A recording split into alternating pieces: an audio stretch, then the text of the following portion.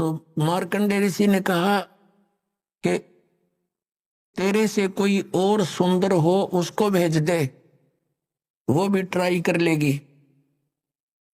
तो उर्वशी ने कहा कि मैं इंद्र की पटरानी मैं ही हूं, यानी सबसे ब्यूटीफुल, सबसे खूबसूरत स्वर्ग की जो औरतों में से एक होती है वो सची नाम है उसका, और वो इंद्र की पटरानी होती है। तो वो कहती है मैं ही वो सबसे सुंदर औरत हूं उस स्वर्ग लोक की, और मैं इंद्र की पटरानी यानी मुख्य पत्नी हूं। मार्कंडेय ऋषि ने कहा कि जब ये इंद्र मर जाएगा तब तू क्या करेगी, क्योंकि ये तो नासवान है। उर्वशी ने कहा कि मैं 14 इंद्र भोगूंगी। अपने आत्माओं अपना पैमाना लगा लियो, आप क्या भक्ति कर रहे हो और क्या प्राप्ति होगी इस मार्ग को छोड़कर अन्य जो साधनाएं करते हो वहां से। अब वो क्या कह रही है उर्वशी, वो कितनी पुण्यात्मा थी, उसने कितने धर्म और पुण्य किए होंगे। वो कह रही है कि ये 14 इंद्र मर जाएंगे, अपना शासन काल पूरा करके इनकी मृत्यु होती रहेगी, और मैं 9 की 9 बनी रहूंगी, मैं इनकी पत्नी रहूंगी, यहाँ की पटरानी। ये भी एक पोस्ट है, और नेक्स्ट इंद्र की वह पत्नी बनेगी।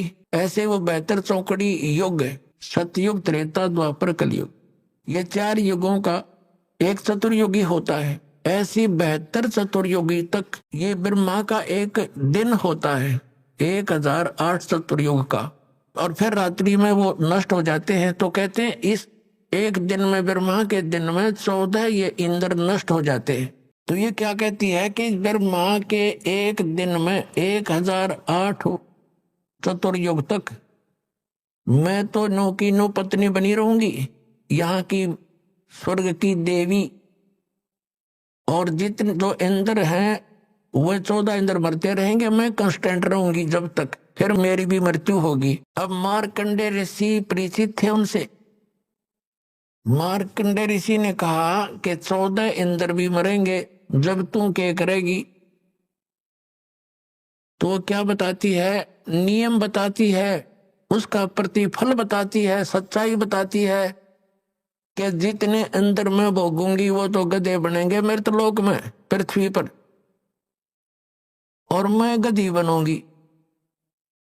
मार्कंडेय ऋषि माथे माथ मारता है, फिर जहां का राजा गधा बने और वहां की पटरानी गधी बने, तो मुझे ऐसे लोक में क्यों ले जावे थी तू।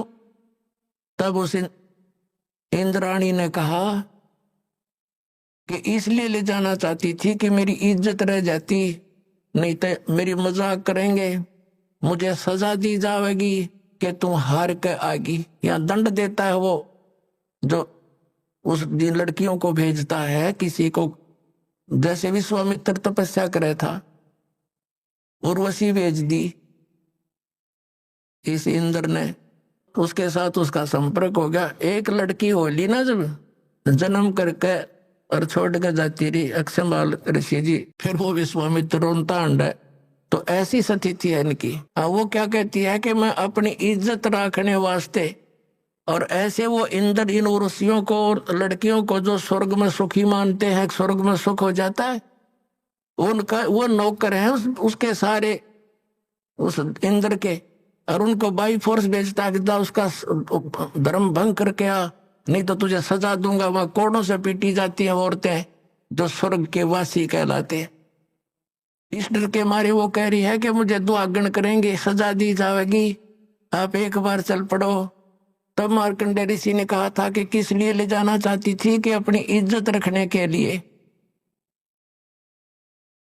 नहीं तो यूं कहेंगे तू भी हार का आएगी, सबसे सुंदर थी, सबसे शक्तिशाली थी। जब मार्कंडेय ऋषि ने कहा ए बोली आत्मा, तू आज भी गधी, क्योंकि 14 खत्म करेगी, और मृत्यु के बाद तू स्वीकार कर रही है परमानेंट गधी, तो फिर गधी का भी इज्जत किसी, और इज्जत की ठेकेदारनी बनी बैठी, तो भाग यहां से। फिर क्या हुआ कि इंद्र आ गया वहां पर, स्वर्ग का राजा आ गया और कहने लगा हे बंद निवाज,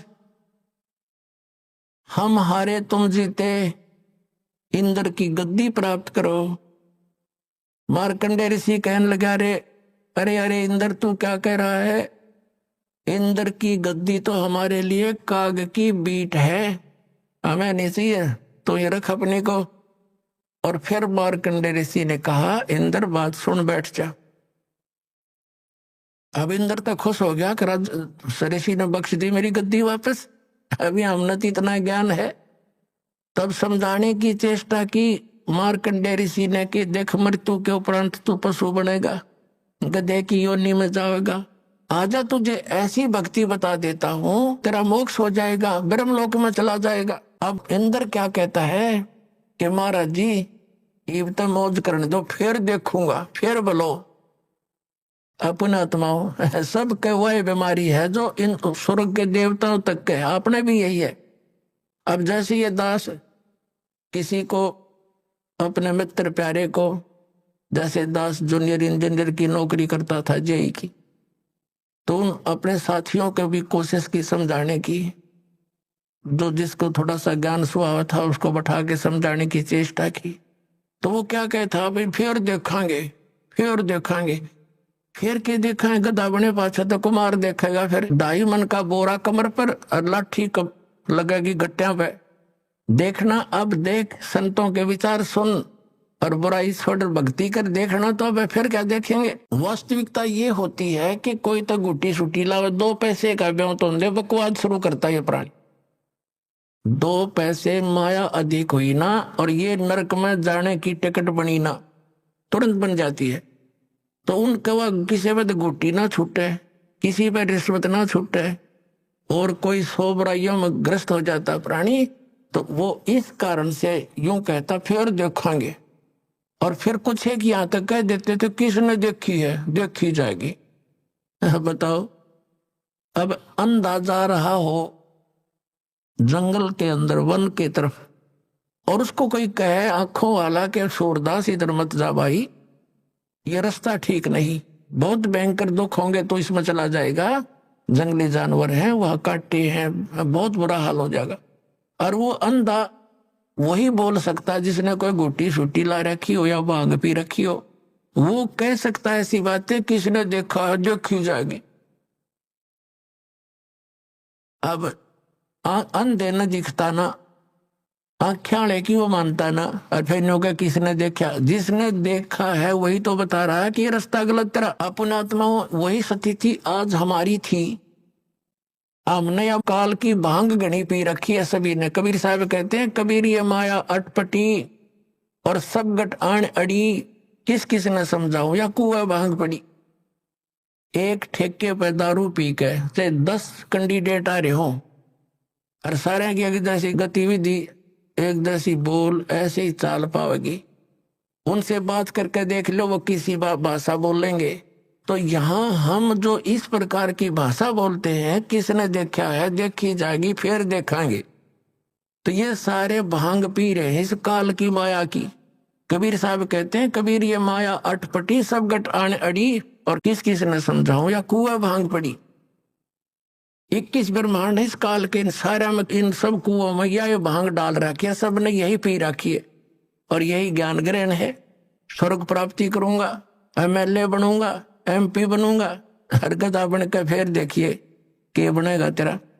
तो ये ज्ञान आपने फाइनल मानना पड़ेगा, ये कोई डूम बाट के गीत नहीं है, क्यों किसी कभी सर ने गा दिए 2 रोटी के रोले में, नहीं, ये समर्थ के आई हुई बताई हुए ज्ञान है, ये फाइनल समझ लेना।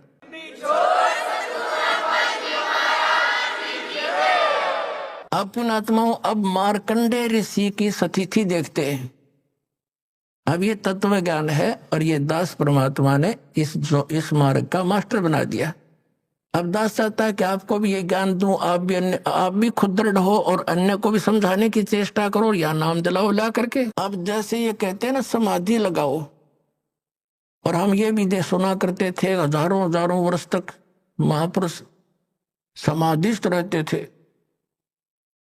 ये मन इतना उस्ताद है, आप कहीं बस की इंतजार में बैठ जाओ ना बस स्टैंड पर, आपको ये मालूम भी हो कि आध घंटे में आओगी बस, फिर भी मन 2 मिनट के बाद उठ कर न देखेगा, कोई भी खुड़का सुन जा, यानी वहां भी ना चैन पे बैठने देता ये, और ये समाधि में बैठने दे किसी, वैसे बैठने दे किसी को। जैसे आप सिनेमा देखने जाते थे, अब तो नहीं जाना है, तो उसमें 3 घंटे का पता नहीं लगता, क्योंकि उसमें नए नए सीन देखने को मिलते थे। और 3 घंटे ऐसे कट जाती, वो मन की खुराक थी, वहां आराम से टिका रहता है। और 3 घंटे वो खत्म होती होगी रही जल्दी खत्म।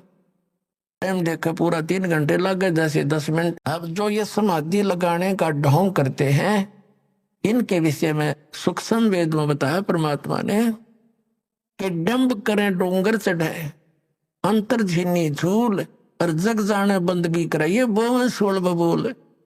जैसे ये देखे होंगे संत साधु पहाड़ पर या टीले से पे ऊंचे स्थान पर बैठेंगे वृक्ष के नीचे, और समाधि न बैठ जाएंगे आसन पदम लगा के, तो दूर से दिखे वो कौन बैठा है। नगर वाले देखे भाई महात्मा बैठा तपस्या करे, फिर लाइन लग जाए, उड़ा माथा टेकनी आएगी। तो परमात्मा कहते हैं डंब करें, डंब माने लोग दिखावा पाखंड करते हैं, आडंबर करते हैं। दंब करें डूंगर चढ़े, ऊंचे स्थान पर बैठेंगे, और अंतर झीनी झूल, अंदर नौकी नो को बदे, और जग जाने भक्ति करे, यो बोए सूल बबूल। अब मार्कंडे ऋषि जो समाधिस्थ हो चुका था, बहुत दिनों तक बैठा था, वो क्या देख रहा था, उसने आप स्पष्ट कर दिया कि जहां मेरी समाधि थी वहां मैं डांस देख रहा था, और वहां ब्रह्मलोक के अंदर मेरी समाधि पहुंच गई थी, और वहां नाचने वाली इतनी खूबसूरत औरतें हैं तेरे जैसी, तो वहां बंदी नौकरानी थी उनकी। तो ये मन न्यो टेका रहा था इन ऋषियों का। अब जैसे पुण्यात्माओं, हमारे शरीर में चैनल लगे हुए, चैनल, ये चैनल जो है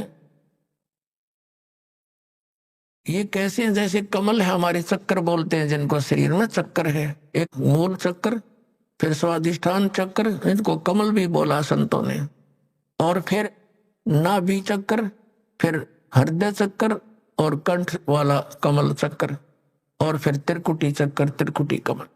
तो ये क्या है, ये समझ लो कि एक टेलीविजन के अंदर चैनल लगे हुए हैं। जिस चैनल को आप ऑन कर दोगे, वर्किंग में कर लोगे, उस टीवी के अंदर जिस स्थान से वो प्रोग्राम रिले हो रहा है, वो स्थान तो कहीं और है, और दिखाई दे रहा टीवी में, एज इट इज दिखाई दे रहा है।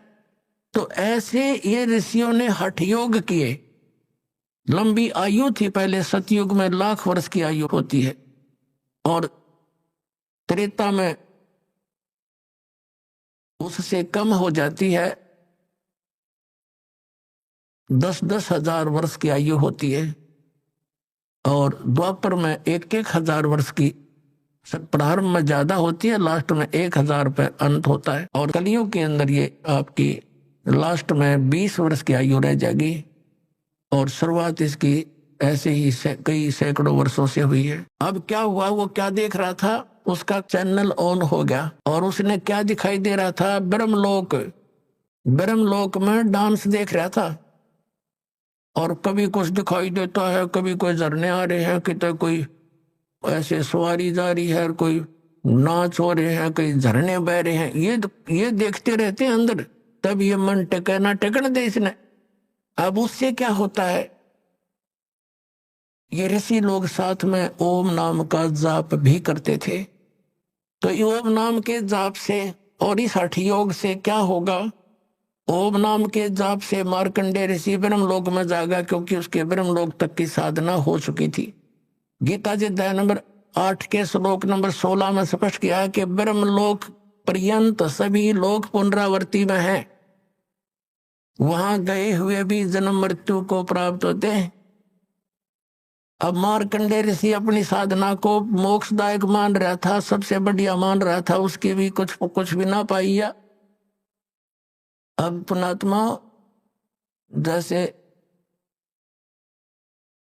गीता जी अध्याय नंबर 4 के श्लोक नंबर 25 से लेकर 30 तक यही निर्णय दिया है कि जो भी साधक जो साधना कर रहा है, वो अपनी साधना को पाप नाशक माने बैठा है। चौथे अध्याय के 32वें श्लोक में कहा गीता जी में कि इस प्रकार की वास्तविक जानकारी, धार्मिक अनुष्ठानों की जानकारी, साधनाओं की जानकारी सच्चिदानंद घन ब्रह्म की वाणी में विस्तार के साथ कही गई है, वो तत्व ज्ञान है। और चौथे अध्याय के फिर 34वें श्लोक में कहा कि उस तत्व ज्ञान को तू तत्वदर्शी संतों के पास जाकर समझ, उनको दंडोत प्रणाम करने से, विनम्र होकर, कपट छोड़कर सरलता पूर्वक प्रसन्न करने से वह तत्वदर्शी ज्ञानी महात्मा तुझे उस तत्व ज्ञान का उपदेश करेंगे। उनसे पूछ जाकर। इसे गीता ज्ञान दाता भी परिचित नहीं है। तो ये मार्कंडेय ऋषि अपनी साधना को उत्तम मान रहा था और परमात्मा के उस तत्व ज्ञान से, उस पैमाने से नाप कर देखेंगे। इसने क्या बताया है? इंद्र कुबेर ईश की पदवी ब्रह्मा वर्ण ध्रुवराया, विष्णुनाथ के लोक को जाके तो फिर भी वापस आया। ये ब्रह्म लोक तक गए हुए प्राणी भी वापस आते हैं। आपने प्रमाण देख लिया 8वें अध्याय के 16वें श्लोक में गीता जी में। फिर क्या बताते हैं? असंग जन्म तन मर्त्या होगे जीवित क्यों न मरे रे, द्वादश मध्य महल मठ बोरे बहुर न देह धरे रे। असंग जन्म तन मर्त्या होगे जीवित क्यों न मरे रे। अब जीवित मरना क्या है पुण्यात्माओं? एक तो इच्छाओं का दमन करना। ये इच्छाओं का दमन कैण तो नहीं हो सकता इस ज्ञान से और परमात्मा के इस भक्ति माध्यम के साधन से, और परमात्मा का सहयोग आपके साथ रहेगा तब ये इच्छाएं खत्म होंगी। वैसे नहीं हो सकती, इस ज्ञान से होंगी। अब क्या बताते हैं? जैसे आप जी सत्संग की तरफ चलते हो, ये काल न जाने कितनी बाधाएं पैदा करेगा। बाकी किसी संत के पास जाओ, नो प्रॉब्लम, क्योंकि उसको पता है वहां गया तेरे काम थे। अब उस समय ये सोच ले कितनी हानि होने की लगता हो कि या पता नहीं ये हो जाएगा वो हो जाएगा, ये डरावा है आपने। फिर भगवान किसे कहते हैं? ये सोच ले जैसे एक नाइट सर्विस में जावा था एक व्यक्ति, और सुबह वापस आना था। नाइट सर्विस में इसलिए कहा था कि जल्दी काम करके वापस आऊंगा। कोई कोठी बना हुआ था, किसी काम बस जाना था। रास्ते में ही वो नाइट सर्विस वाली बस दुर्घटनाग्रस्त होगी, वो मृत्यु को प्राप्त हो गया। अब वह जल्दी भी गई और वह कोठी भी गई। ये दास आपको बहुत बार सुनाता है कि तलवंडी भाई एक कस्बा है, फिरोजपुर जिला, पंजाब के अंदर। वहां दास के पूज्य गुरुदेव जी रहा करते थे। उनके बहुत से शिष्य हैं। उनकी सतलोक गमन के बाद एक रविवार को वहां सत्संग किया करता था। वहां गुरुदेव के शिष्यों के कुछ रिलेटिव आए हुए थे, किसी बुढ़िया की मृत्यु के उपरांत शोक व्यक्त करने के लिए। वो शनिवार को जाने लगे, शुक्र को आए थे। तो हमारे उन भक्तों ने कहा कि आप सत्संग सुन के जाना, कल रविवार है, रुक जाओ, 9 बजे सत्संग होगा, 2 घंटे सत्संग सुनना। वो कहता मैंने बहुत सुने सत्संग और मुझे बहुत जल्दी है। तो उन भक्तों ने कहा कि आपने सत्संग बहुत सुने होंगे पर ऐसा नहीं सुना होगा, आप अवश्य सुनिएगा। अब रिश्तेदार तो प्रार्थना ही कर सकते हैं, जबरदस्ती नहीं कर सकते। वो नहीं माना। उसने कहा कि मेरा एक एग्रीमेंट होना है किसी पार्टी से, उसमें मुझे 5 लाख रुपए का बेनिफिट होगा। 1997 की बात है। 1997 में 5 लाख तो आज के 1 करोड़ समझ लो। अब उसने नहीं माना। शाम के समय चल पड़ा शनिवार को, यानी थोड़ा सा दिन रहता था। चंडीगढ़ के निकट जाकर के एक ट्रक खड़ा था बजरी का भरा हुआ, बजरी रोड़ी का, और उसकी किसी डिफेक्ट हो गया था। पिछले पहियों में दोनों पहिए निकाल रखे, बैक के चारों, अगले पहिए 2 शेष थे और पीछे जैक ला रखा था। अब उसने तो 5 लाख दिखाई दिए थे। मारुति कार थी, पूरा परिवार था। वह ट्रक के नीचे घुस गई स्पीड पे। वो पहले तो जैक गिरा, वो पूरा लोडेड ट्रक उसके ऊपर गिर गया। चारों के चारों सदस्य वहीं मर गए। अब चाट ले उस 5 लाख के बेनिफिट ने। सिर पर धर ले उसको ने। परमात्मा कहते हैं राम नाम कड़ुआ लगे ये मीठे लगे दामे, दो दाम दोनों गए माया मिली नारा में। और जय वो रुक जाता, कहते संत सन में आणते आई टले बला, और जब मुस्तक में सूरी हुआ काटे में टल जा।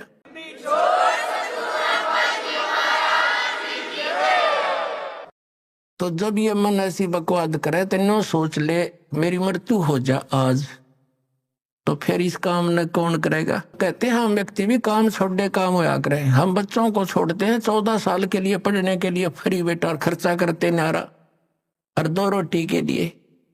हम नहीं बताए वही ज्ञान है, यू ज्ञान इतना दृढ़ हुआ नहीं है कि इसमें भी कुछ करना पड़ेगा। इतना शीश दे देंगे हम इसमें भी, जब ये समझ में आओगा ये कंपलसरी है, ये तो बहुत जरूरी है, अनिवार्य है हमारे लिए। और वो मजबूरी है पेट के लिए। तो ये सोच ले कि मेरी आज मृत्यु हो जा फिर कौन करे। तो यूं सोच कर चल पड़, 2 दिन 3 दिन जैसा तेरी इच्छा हो कि मर गया मैं, चल भाई अब 2 दिन 3 दिन यहाँ रहोगे, सत्संग सुनोगे, सेवा करोगे, परमात्मा के पुण्य इकट्ठे होंगे, ज्ञान सुनोगे। और 3 दिन में कोई वैसे तो भगवान की कृपा से ऐसी हानि होया नहीं करती, कभी नहीं होती। और मान लीजिए आपकी उन सामाजिक व्यवहार से सोचें तो कोई हानि छोटी मोटी होगी तो फिर ठीक कर लेंगे, जा करके उसको पूर्ति कर लेंगे। और ये परमानेंट टिकट भी तो कट सका है, फिर क्या कर लेंगे। अब सोचना, परमात्मा कहते हैं जैसे एक प्रसंग था, कबीर ये तन जावेगा सके तो ठहर ला। जैसे पुराने समय में हमने देखा एक कड़ी वुडन बैटन होती थी, कड़ी काट की, और एक वुडन बीम होता था सतीर, और उसके ऊपर मकान की छत डाली जाती थी। और कई बार एक आधी कड़ी टूटन न हो जाती या वो सतीर वुडन बीम में क्रैक हो जाता, उसमें बैंड हो जाता, तो उसके नीचे एक सपोर्ट दे दिया करते, लकड़ी के कोई बल्ली ला देते मोटा सा, तो वो उसको बोलते ठाहर। वो ठाहर ला दी नीचे तो निश्चिंत हो गए, फिर वो मनमाना 20 वर्ष ना खराब हुआ वो छत। और नीचे वो ठाहर ना लाते तो वो सारी छत गिर जाती, सारा मकान नष्ट हो जाता। तो वो कड़ी की ठाहर ला दी, नीचे से सपोर्ट दे दी उसको। तो परमात्मा कहते हैं ये तन तुम्हारा जावेगा जब निर्धारित समय हो गया और तुम मेरी शरण में आ जाओगे तो इसका ठार लग जाएगी वह कड़ी वाली, वो तुम्हें फिर सपोर्ट मिलेगा, आपकी आयु स्टैंड हो जाएगी भक्ति के लिए।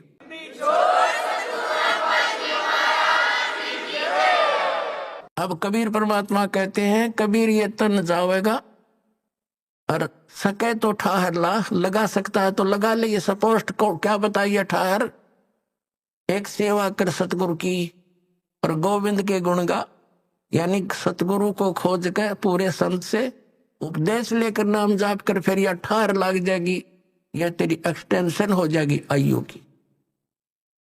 अब क्या बताते हैं कि असंग जन्म तन मरता होगे, जीवित क्यों ना मरे रे। और 12 मद महल मठ भोरे बहुर ना दे धरे रे। अभी तक 10वें द्वार तक ही की महिमा आप सुनते आए हो। 10वां द्वार पार हो गया पार।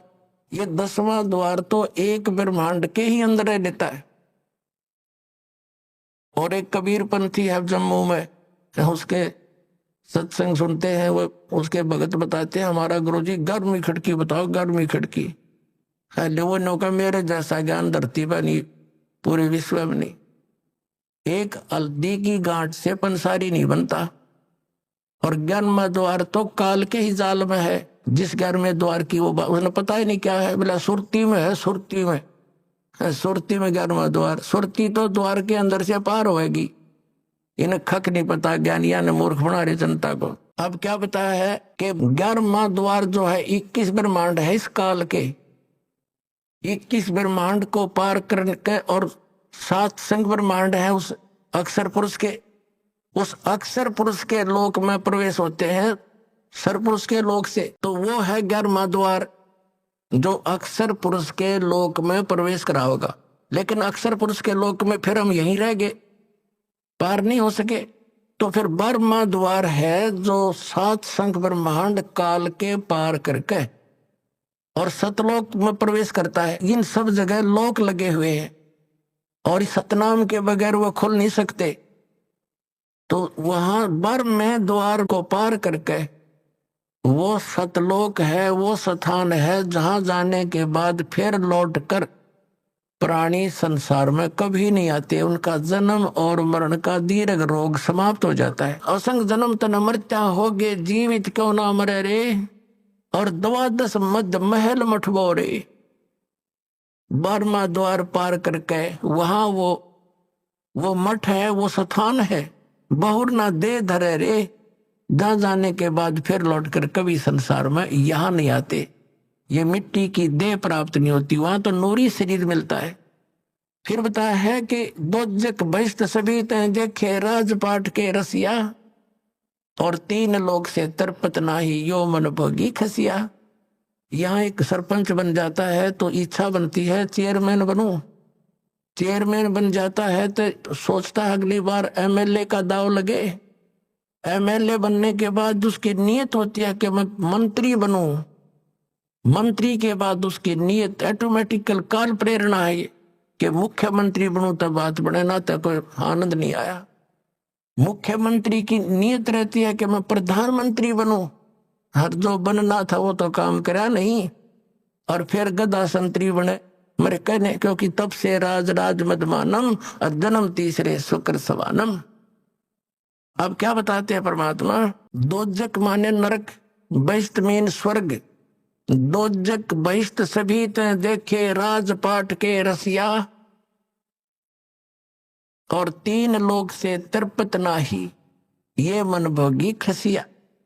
इसने चाहे 3 लोग भी दे दे तो भी इतना इसकी व्यर्थ, इतनी घटिया वृत्ति है, न सोचो और देख लो कि तो पा जाता।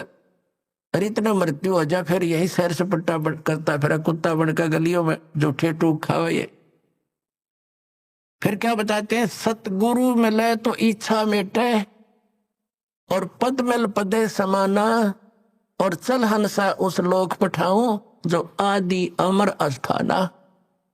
यानी सतगुरु मिलेंगे, सच्चे संत मिलेंगे, सतगुरु मिले तो इच्छा मेटे, पद मिल पदे समाना। श्रीमद् भगवद गीता अध्याय नंबर 15 के श्लोक नंबर 4 में कहा है कि जब तत्वदर्शी संत मिल जावे उसके पश्चात परमेश्वर के उस परम पद की खोज करनी चाहिए जहां जाने के बाद साधक फिर लौटकर कभी संसार में नहीं आते। उसके लिए क्या बताया है, गीता ज्ञानदाता तो कहता कि तत्वदर्शी संतों की खोज करो। गीता जी अध्याय नंबर 17 के श्लोक नंबर 23 में कहा कि उस परम पद के पाने की ओम तत्सत इति निर्देश है ब्रह्मण त्रिविध समर्थ। उस 3 मंत्र के जाप से वो परम पद प्राप्त होगा। ये पद्धति है, पद्धति माने वे ऑफ वर्शिप, पूजा का मार्ग, पूजा की पद्धति। अब यहाँ देखो ये है सूक्ष्म वेद, ये इस वेद से भी गूढ़ रहस्य रखता है जो आम वेद आप पढ़ते और सुनते आए हो। इसमें क्या बताया है कि सतगुरु मिले तो इच्छा मेटे, वो ऐसा ज्ञान देगा कि यहाँ से अपने आप मन हट जाएगा और सच्चाई है सारी। सतगुरु मिले तो इच्छा मेटे, और पद मिल पदे समाना। पद मिलने से, पद माने पद्धति, यह 3 मंत्र का जाप ये पद्धति है। जैसे पद्धति में ये सारा प्रोसेस आ जाता। प्रथम मंत्र ये 7 नाम का सब चैनलों को ऑन करेगा, खोल लेगा, आपका रास्ता साफ करेगा त्रिकुटी तक जाने के लिए। और फिर ये 2 मंत्र का सतनाम, और तीसरा इसके साथ मिलेगा वो सार नाम, सार शब्द, सार नाम, आदि नाम जिसको कहते हैं।